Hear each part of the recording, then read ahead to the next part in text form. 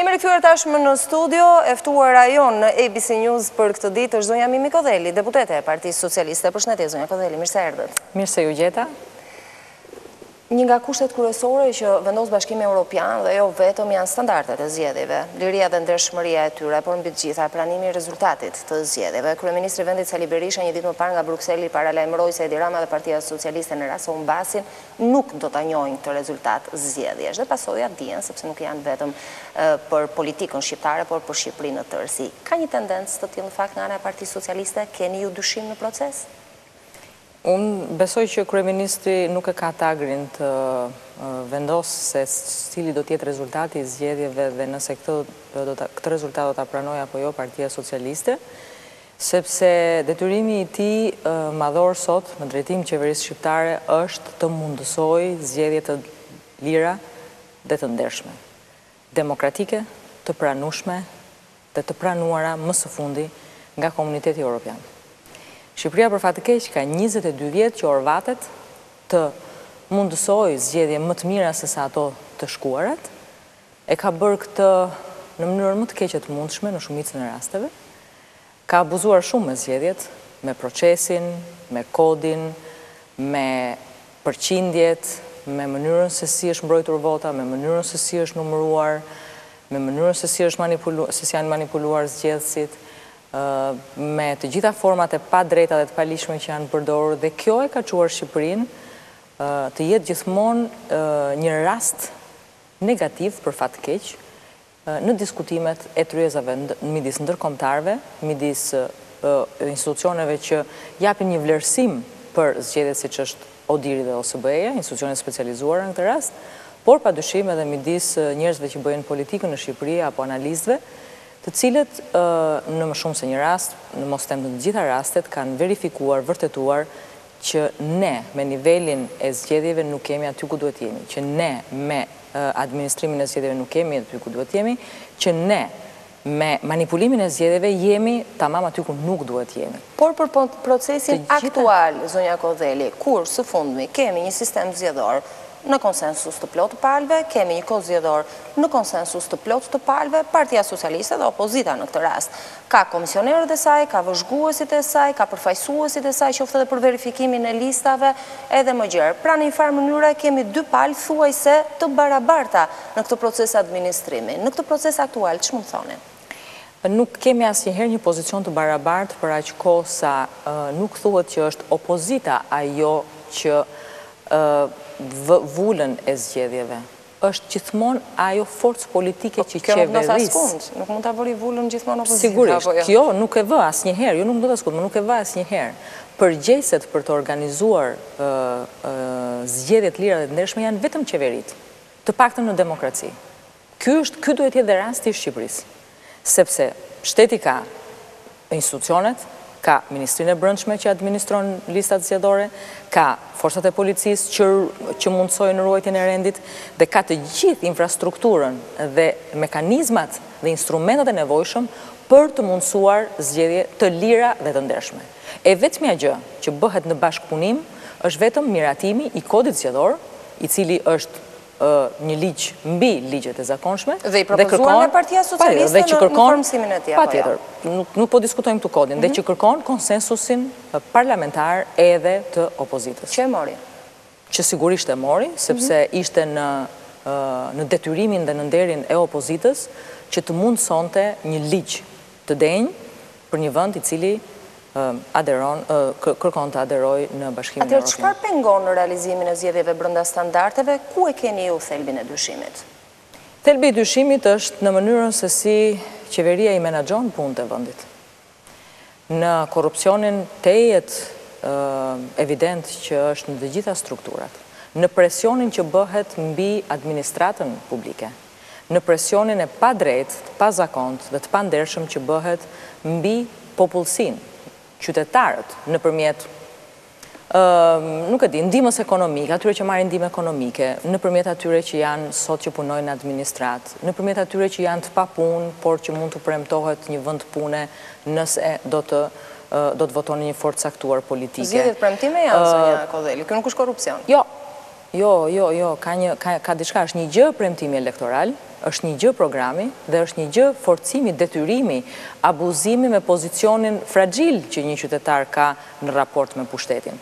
Të gjitha këto mundësojnë një situatë, një ambient, një mjedis jo të favorshëm për demokracinë, jo të favorshëm për hedhjen dhe leximin e votës atje ku duhet. Por, kjo nuk do të thotë që ne nuk do të përkujdesemi deri në detajet e fundit për të siguruar që vota e qytetarëve shqiptar të lexohet ashtu siç do të hidhet. Në një ranë, zoti Rama, pas takimeve sidomos që ka patur qoftë me komisionerin për zgjerimin fylle, por edhe takime të tjera me ndërkombëtarët, është shprehur i kënaqur duke thënë se zgjedhja dhe vota e qytetarëve është e garantuar sepse Bashkimi Evropian do t'i monitorojë këto zgjedhje, të paktën sikurse është premtuar. Në fakt, të dyja palët kërkojnë numër shumë të madh vëzhguesish. Nga ana tjetër, kemi protagonistë të Partisë Socialiste, njerëz me shumë emër në Partinë Socialiste dhe me peshë, të cilët hedhin dyshim mbi rregullsinë dhe standardet e këtyre zgjedhjeve. Për shembull, zoti Majko, në një deklaratë ose në një intervistë të tij, është shprehur se në rast se Berisha fiton, bie sistemi dhe bie besimi i qytetarëve. Atëherë njohja ose mosnjohja e zgjedhjeve varet nga fituesi? Atëherë gjëja që unë mund të ndaj me ju janë dy momente që besoj që janë të rëndësishme në diskutimin ton, në pyetjen që ju bëni dhe në përgjigjen që besoj që është në të drejtën time që t'ju jap. E para, për fat të keq, ne kërkojmë nga institucionet ndërkombëtare të ketë më shumë prezencë. Kjo nuk flet për, le të themi, për një hap përpara të Shqipërisë në rrugën e demokracisë. Përkundrazi, flet për një hap mbrapa, sepse ne duhet vëzhguesit janë gjithandej në zgjedhje, dhe gjithandej ka tendenca, sidomos tendencat e asaj force politike që është në pushtet, për të devijuar nga drejtësia me zgjedhje. Por në këtë rast i kërkon edhe majoranca. Por jo në këtë rastin. Po, okej, majoranca i kërkon, e shikoj që i kërkon më shumë atje ku majoranca pretendon që ka mbështetje më të madhe politike nga jashtë, por ky është një problem i majorancës. Unë mendoj që ne jemi në të drejtën tonë për të kërkuar vëzhgues dhe sa më shumë që të ketë aq më i besueshëm do të bëhet edhe rezultati padyshim. Kështu që mendoj që jemi në të drejtën tonë, ashtu siç është dhe majoranca padyshim, për të kërkuar vëzhgues prezent në Shqipëri, të cilët sigurisht që do të mundësojnë edhe një raport të drejtë vlerësimi të zgjedhjeve në Shqipëri të nesërme. Nuk më kthehet përgjigje zonja Kodheli, do ta njihni rezultatin e zgjedhjeve në rast se humbisni? Ne nuk do të humbasim, zonjë Shaxhokaxhi. Jeni sigurt. Mirë, le të ndalemi paksa dhe të flasim në atë që ka ndodhur brenda Partisë Socialiste. Ka një debat shumë të madh në ditët e fundit mbi mundësinë e përfshirjes së emrave të krerëve të partive aleate në listat e Partisë Socialiste në këtë rast, por partive të mëdha është diskutimi i përgjithshëm. Partia Socialiste ka një numër jo të vogël prurjesh të reja, të cilat ne i shohim të prezantohen ditë pas dite. Shtuar edhe këta emra, duket se reduktimi i grupit aktual parlamentar të Partisë Socialiste nuk është i vogël. Si pritet kjo? Ju them të drejtën, është shumë e bukur që ju jeni gjithmonë shumë të vëmendshëm të diskutoni për prurjet e reja, për kolegët e mi që do të vazhdojnë të jenë kolegët, besoj, e pjesë e të parlamentit shqiptar, për krerët e partive aleate, dhe nuk e bëni këtë dhe me forcën tjetër politike, forcën qeverise, e cila në këtë rast ka ngritur një mur, jo, e bëjmë edhe me ata, zonja Kodheli. Jo, e shikoj që... Por sa kohë aty brenda nuk ka debat, nuk ka arsye të ketë diskutime të tepërta. Në fakt, debati është gjithmonë pjesë e demokracisë, dhe për aq kohë sa atje nuk ka debat, për fat keq do thotë që nuk ka demokraci. Po nuk kam ardhur këtu të diskutoj këtë pjesë. Mendoj që aleancat janë shumë të rëndësishme dhe ju e dini më mirë se sa unë do thak të gjë, sidomos në një sistem të tillë. Për shkak të sistemit dhe për shkak të formulës, sa më shumë aleanca, aq më i favorizuar je. Raportet midis kush do të jetë pjesë e listës Partisë Socialiste dhe kush do të jetë pjesë e kreut të partive të cilët këto aleanca përfaqësojnë, nuk di t'ju a them sot saktësisht, sepse kjo do t'jetë në fundit dhe një vendimarrje e formatit dhe instancave që e miratojnë këtë listë. Po a është e pranueshme nga ju? Por unë mendoj që as kërkush nga partitë e vogla aleate të së majtës shqiptare do të duan të jenë pjesë e listave të Partisë Socialiste. Indicjet mediatike thonë se ata kanë kushtëzuar zotin Rama me një gjë të tillë. Në qoftë që ju keni një informacion më tepër se unë ju lutem që ta ndani me mua dhe me publikun këtë gjë. Pra sa unë jam e informuar, ditë ju them që krerët e partive aleate të Partisë Socialiste do t'jenë aty dhe do të bashkojnë votat me aleancën e majtë për të mundësuar një fitore mbase plebiscitare të forcës të aleancës son politike drejt një qeverisje tre.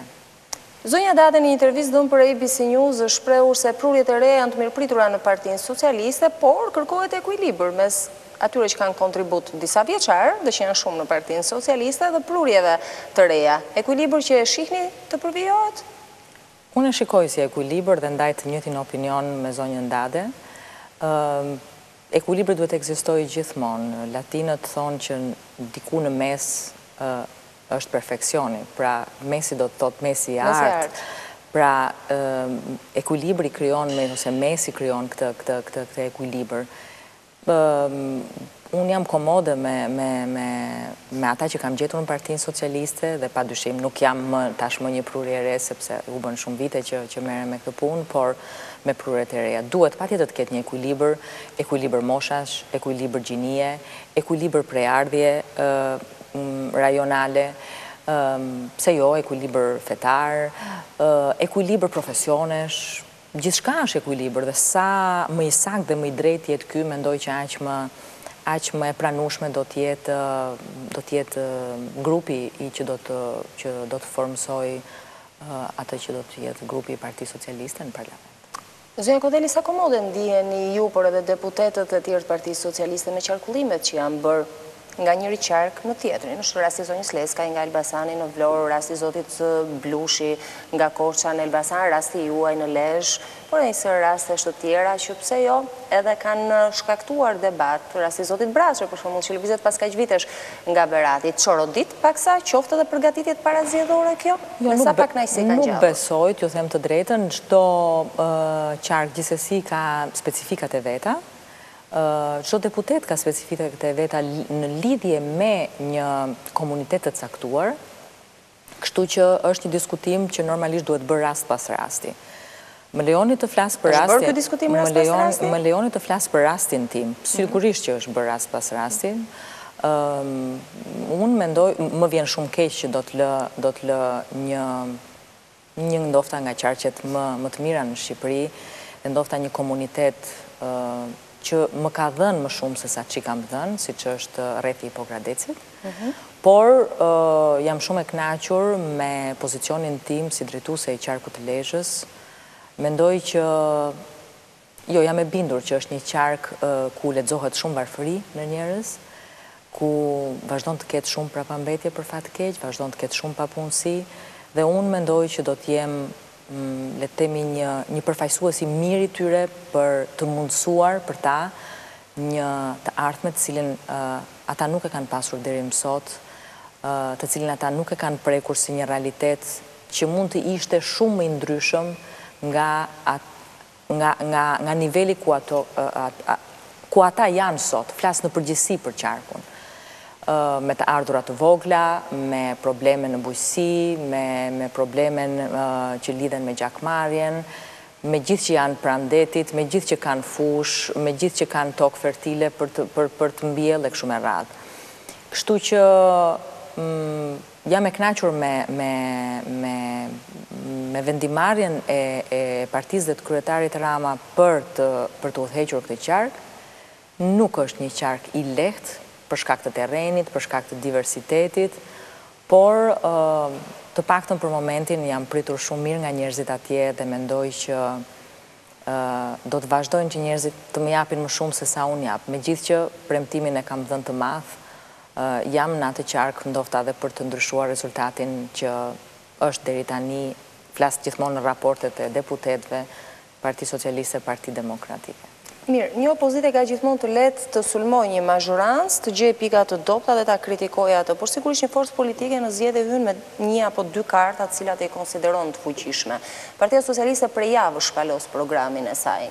nuk dua t'i quaj tryeza, se janë në formë tubimi më shumë se sa tryeza. Në fakt, ku flet zoti Rama, flasin edhe të tjerë, ata që konsiderojnë njerëzit e grupit punës, ekonomia, pa dyshim dhe financat janë profili juaj. Zonja Godheli, flitet kaq shumë për të famshmen taks progresive, kundërshtohet kaq shumë nga ana e mazhorancës aktuale, përse zgjidhet kjo taks dhe çfarë kuptoni kur e quani të ndershme? Gjëja që unë mund të ndaj me ju për momentin është kjo. Në Shqipëri ka filluar të ketë një ndarje shumë të madhe midis shumë pak njerëzve që bëhen gjithmonë dhe më të pasur dhe shumë njerëzve që bëhen gjithmonë dhe më të varfër. Ne nuk jemi larguar nga një sistem totalitar siç ishte ai që lam pas në vitet 90 për të hyrë në një ekonomi tregu dhe për të gjendur përpara një realiteti ku niveli përqindja e njerëzve që jetojnë në një varfëri ekstreme shumë e lartë, përqindja e njerëzve të papunë vazhdon të mbetet shumë e lartë dhe problematike, përkundrazi, vazhdojnë të dominojnë monopolet, vazhdojnë të mos ketë ekonomia tregu të mos japi një shtytës i cili do të rrisë nivelin e të ardhurave, nivelin e mirëqenies dhe cilësinë e jetës shqiptarëve, nuk po them në nivelet e Europës, po të paktën në nivelet ku janë vendet e rajonit sot. Çfarë dua të them me këtë? Me këtë dua të them që diskutohet shumë për cila është diferenca midis pagës kryeministrit dhe pagës një mjeku apo taksës që paguan kryeministri dhe ministrat dhe taksës që paguan një mjek apo një infermier. Ka një koeficient, cilin shumë nga publiku mund mos e kenë dëgjuar, por jam e sigurt që shumë të tjerë kanë dëgjuar, që quhet koeficienti Gini. Koeficienti Gini është një koeficient që mat këtë diferencë, këtë distancë. Sa më e madhe tjetë kjo grope midis të pasurve të varfëve, aq më i lartë është ky koeficient. Ky është kapitalizmi, zonja Godheli. Aq më pranë. Jo, po bota, ky nuk është kapitalizmi. Jo, ky është keq kuptimi ose ky është mesazhi i gabuar që ne i kemi dhënë publikut. Jo, nuk është ky kapitalizmi. Kapitalizmi, demokracitë perëndimore flasin për ekonominë e tregut, po flasin edhe për barazit sociale, flasin edhe për shtetin e mirëqenies. Absolutisht, po unë po flas për barazi sociale. Dhe taksa progresive nuk është një barazi financiare. Përkundrazi. Taksa progresive do të thotë ata që fitojnë më shumë duhet të paguajnë pak më shumë se ata që fitojnë më pak. Madje duhet ketë nga ata të cilët nuk duhet fare të taksohen mbi të ardhurat, sepse limiti ku fryma mbahet gjallë është e tillë që edhe pse mund të mos le të themi kontribosh në shoqëri me një taks, nuk e dëmton shoqërinë, sepse është dikush që do të paguajë edhe për ty. Berisha dhe mazhoranca kanë hequr taksat për pagat 930.000 lekë. Atëherë ju falenderoj shumë që ma përmendni këtë gjë. Unë, deputetja Mimi Kodheli, kam propozuar në mars të vitit që kalë, pra një vit të shkuar, një tabel ku kam thënë që pagat deri në 300 të mos tatohen, pastaj të vinë ato mbi 300 të tatohen 2%, 3%, 4% e kështu me radhë. Është hedhur poshtë nga kolegët e mi, deputet dhe ata që qeverisin, se janë pjesë e parlamentit shqiptar. Dhe sot vihet me të njëjtin propozim dhe tregohet edhe si risi, flitet edhe që do të bëhet në një kohë që po t'ishte për të bërë, duhet t'ishte bërë vite më përpara. Këto janë favore që t'je pushteti, zonja Kodheli. Okej, po të paktën, derisa përfitojnë qytetarët. Përkundrazi, jo vetëm që s'ka asnjë të keqe, por duhet të ketë kaq ndershmëri dhe kaq guxim qytetar sa të thuhet, ky është propozimi i opozitës dhe kërkojmë ndjes që nuk e kemi bërë një vit më përpara. Kërkojmë ndjes që një vit më përpara, po opozita ka propozuar të hiqet TVSH-ja e makinerive bujqësore dhe nuk e kemi hequr. Dhe unë nuk e di se ky propozim është bërë nga kryeministri, po nuk ka ardhur akoma në komision. Unë duhet i shikoj në sy kolegët e mi të majorancës, dhe i them, zotri, do t'i nxjerr edhe proces verbalin, zonjusha Juli. Do t'i them, ja çfarë ke thënë për të njëjtin propozim kur unë kam ardhur dhe kam propozuar, dhe ja se si e mbron sot. Kjo quhet në lojën e futbollit quhet unfair ose fair play kur është e kundërta. E përdorin komentatorët sportiv ndaj dhe unë po përdor një zhargon të një gjuhë tjetër. Mirë, se ako qytetarët dhe konsumatorët nuk dëmtohen nga kjo, zonja Kodheli, nuk shoh të ketë ndonjë gjë të keqe. Absolutisht jo. Por zotrind, duke filluar që nga kryeministri, duhet kërkojnë pardon pse nuk e kanë bërë këtë një vit më përpara. Dhe mua më lind e drejta morale të them që bëhet vetëm për arsye elektorale. Sepse po ti ishte që duhet ishte bërë me kohë. Dhe jo 2 muaj madje 8 javë para zgjedhjeve. Se kanë kaluar 8 vjetë. Për të mbetur pak të taksa progresive, në opinion, po përkthehet si një taks që u merr parat të pasurve dhe fal në një farë mënyre të varfrit. Kjo sa e ndershme është. Duhet fillojnë të pasurit të fshehin pasurit e tyre, të mos i deklarojnë ato, ekziston ky rrezik? Jo, nuk besoj që ekziston. Nuk besoj sepse, e dini pse? Sepse në qoftë që një të varfri i ulen disa taksa, pra i mbeten disa para më shumë në xhep, do të thotë që ky i varfër apo ky njeri i shtresës me të ardhurat të mesme do të konsumojë më tepër. Rritja e konsumit sjell rritje të ekonomisë. Sot ekonomia shqiptare vuan nga mungesa, nga ulja e konsumit për çdo gjë. Madje duke filluar që nga produktet me cilat një familje shqiptare konsumon sepse mbijeton, dhe deri tek ulja e kërkesës për kredi, për të bler makineri, për të zgjeruar prodhimin, sepse ekonomia e tregut, e thënë në fjalë thjeshta, funksionon në këtë mënyrë. Në momentin kur ka një mosbesim, shqiptari nuk merr kredi për të bler makinë, nuk merr kredi për të bler shtëpi, nuk merr kredi për të bler një makineri për të zgjeruar prodhimin, nuk merr kredi për të bërë diçka tjetër, dhe kjo e bën ekonomi, e fut ekonominë në një ngërç. Për aq kohë sa do të ketë më shumë para në dorë, aq më shumë do të rritet konsumi. Ka një moment shumë interesant, në Shqipëri janë rritur depozitat. Tani kanë stopuar, po deri 10 ishin rritur. Pse? Kjo është shenjë mosbesimi. Do me thënë... Po është dhe klima e përgjithshme e mosbesimit për shkak të krizës, zonja Kodeli. Gjithë prisnim që të na plakoste kriza, apo jo? Jo qeveria, keni pritur ju me inteligjencën që ju karakterizon, por jo qeveria, të cilës i është thënë nga ekspertë e opozitës, jo nga kësoj ekspert sepse po flasim jo politikisht në këtë rast, dhe është thënë, zotërinj, do të ketë krizë, merr një masa, nuk ka krizë, nuk na prek kriza, jo kjo, jo ajo. Ta shti vim dhe po, neve na preku, sepse ne do të kishim marrë masa që më përpara. Masa do të kishë filluar në 2008-ën, që Shqipëria të mos përballej në këtë formë që përballet. Shqipëria e dinte që do të rritej shumë, kur flas Shqipëria, them qeveria shqiptare, do të vazhdonin të rritë sepse tregoheshin trendi, tendencat, çmimet e të gjitha mallrave të konsumit të gjerë, të cilat kotohen në bursë, miell, sheqer, vaj, e kështu me radhë, karburant, e kështu me radhë, shporte. Dakor? Çfarë masash merren? Shqipëria do të fillojë të prodhojë më shumë. Të prodhojë më shumë, që të mos ketë këtë ndikim të jashtëzakonshëm, këtë varësi të jashtëzakonshme nga jashtë. Shqipëria do të fillojë të mendojë, të prodhojë për tregun e brendshëm, por për një treg akoma më të madh, që është akoma i etur dhe i pa ezauruar dhe i pa saturuar deri në fund, që është tregu botëror, që është tregu europian. Në fakt, statistika që servirin flasin për rritje, si të prodhimit ashtu dhe të eksportave. Jo. Çka servirin statis pak? Ne dikur, bota ndahej në, sot nuk ndahet më, po dikur ndahej në vendet botës parë, 2 dhe 3. Dhe dikur në botën e 3 janë shitur vetëm 2 gjëra, o lëndë e parë, e papërpunuar, ose krah pune. Shqipëria është këtu. Shet ose lëndë të parë të papërpunuar, ose krah pune. Duhet të ikim nga ky nivel. Duhet të fillojmë të kuptojmë që ne mund të shesim edhe mendje, mund të shesim edhe fuqi të kualifikuar, që në Shqipëri, pavarësisht se një vend i vogël, me treg të vogël dhe me numër të vogël popullate, mund të ketë mundësira për të pasur investime serioze nga kompani serioze. Sepse vetëm në Shqipëri nuk ka investime të Mercedesit, të Fiatit, po marr industrinë e makinave. Sepse duhet ketë punëtor të kualifikuar që ta bëjnë këtë gjë. Nuk i ka vendi për fat keq. Madje duhet të pretendoj nga vendi që dhe produktin që del lëndë e parë nga toka shqiptare, ta mbylli ciklin dhe ta përpunojë dhe ta nxjerrë produkt të gatshëm dhe pastaj ta shes.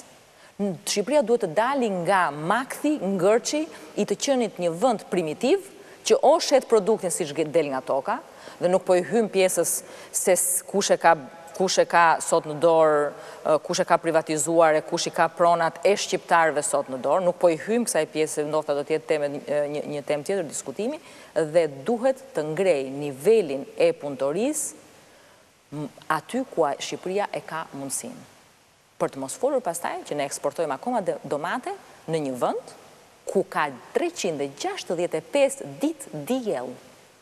Pra është e pafalshme për Shqipërinë dhe shqiptarët të mbeten akoma në nivelin primitiv të ekonomisë të tregut. Mbas 22 vjetësh hapje, ne duhet të ishim tjetër kund. Nuk jemi, shpresoj që të ketë një, le të themi, një faqe të re, një kapitull të ri për ekonominë dhe politikën shqiptare mbas 23 qershorit. Të presim të shohim, zonja Kozeli, unë falenderoj që ishit në ABC News. Falenderit juve. Falenderit. Isha me deputetin e Partisë Socialiste, zonjën Mimi Kozeli, në këtë bisedë lidhur me situatën para zgjedhore, ato çka ndodh brenda Partisë Socialiste, por pse jo edhe një pjesë të synimeve dhe programit ekonomik të kësaj force politike që po shpaloset në javët e fundit. E besoj se ka ardhur momenti të ndahemi së bashku edhe për sot. Ju falenderoj që qëndroni me ABC News.